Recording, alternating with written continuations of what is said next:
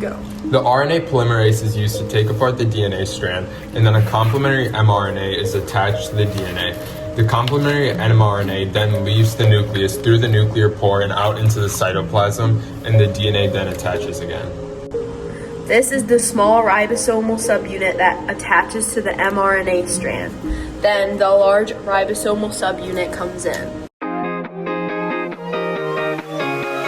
This is the E site, the P site, and the A site.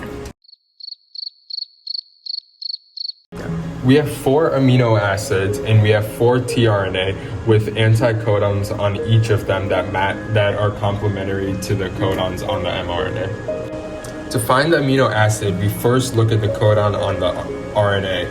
We then find the complementary anticodon, which in this case would be UAC. So we look for the UAC and then we match it together.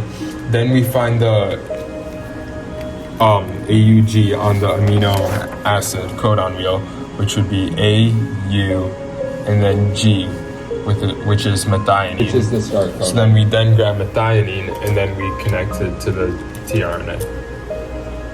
The first tRNA attaches at the P site. The anticodon on the tRNA is complementary to the codon on the mRNA. We then look at the complementary anticodon for GGC, which would be CCG. We then match it together, and then we look for GGC on the amino acid codon wheel, which would be G, G, and then C, which would be glycine. So then we grab the amino acid and then we match it to the tRNA.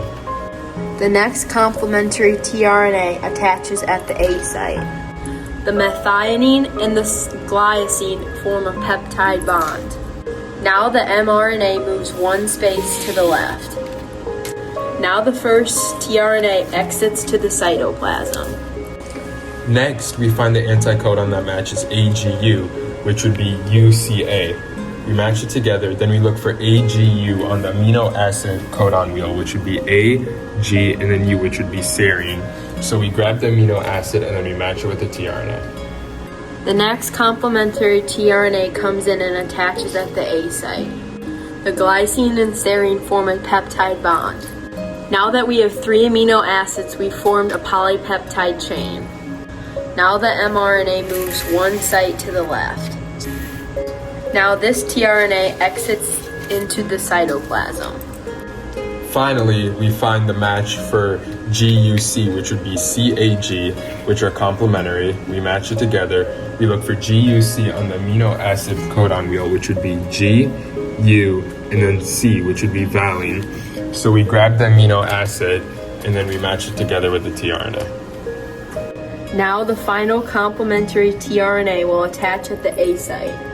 The serine and the valine make a peptide bond. Now the mRNA is going to move one space to the left. This tRNA exits into the cytoplasm. Our final codon has entered the A site.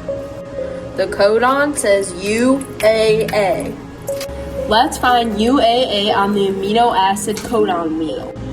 UAA is a red square, which means stop. That means the UAA codon is the stop codon. Now that we have the stop codon, the ribosomal structure falls apart and the polypeptide chain exits.